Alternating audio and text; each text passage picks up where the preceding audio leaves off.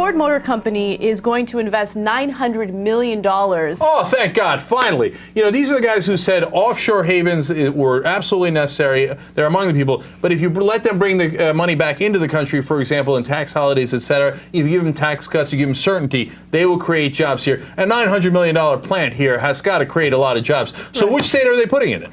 It's going to be in India.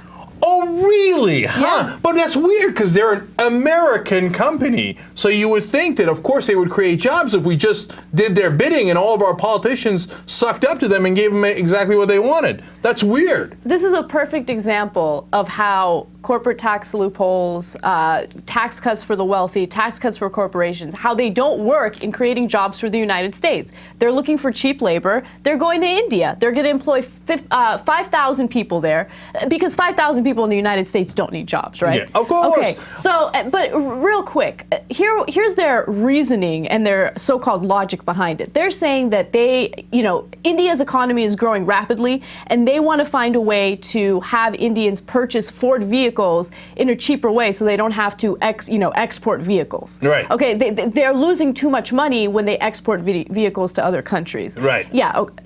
If you have $900 million to invest in a company outside of the United States, you can handle it. You can handle the extra cost of exporting cars to another country. No, I actually disagree, and some of our progressive audience might disagree with me. I get why they're doing it, and I actually don't think Ford's a bad company, right? They avoided bankruptcy when GM and Chrysler did. They've got some smart management in that regard. Some of their new cars are green, et cetera, et cetera. I have no problems with Ford, and I get they want to sell cars in India. It's cheaper to do it in India, okay? And I like that Indians are getting hired. I'm a humanist, okay? And I want them to have jobs as much as we have jobs, right?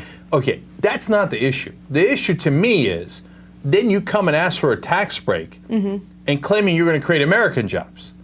Well, that's nonsense. So you go ahead, create the jobs in India if you want. I ain't get it. But one, don't call yourself an American company. You're a multinational corporation. Fine, there's nothing wrong with that. And then don't come begging to me for tax breaks and subsidies and pretending you're going to create jobs here when we full well know you're lying, okay? And it's not just Ford, it's all these companies. So enough of their tax havens and their subsidies and pretending that they're doing it for our good. They're not doing it for our good. Of course, they're a corporation. They are legally bound to do it for their good, to maximize as much profit as possible. That is in the definition of a corporation, right? So if you think the corporations are the good guys, you don't know what the hell you're talking about. Doesn't mean they're the bad guys. They're just amoral. They don't have morals. They're a machine. And if you keep trying to please the machine, it doesn't work. It doesn't make any sense.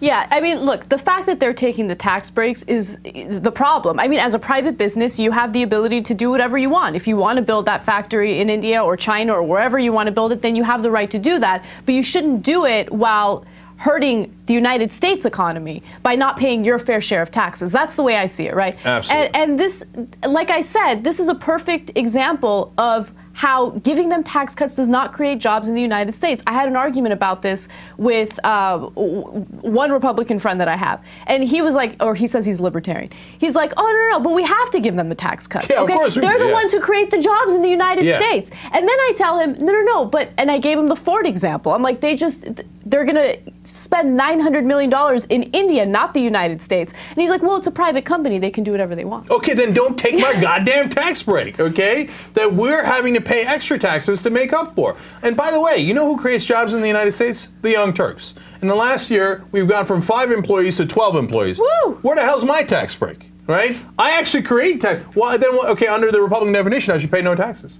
I'm a job creator, okay? Step aside, I'm a job creator. I don't want to pay any more taxes. Let's look into that, okay? Oh, right, we didn't buy any politicians. I forgot about that. So somehow we don't get the tax breaks. Funny how that works.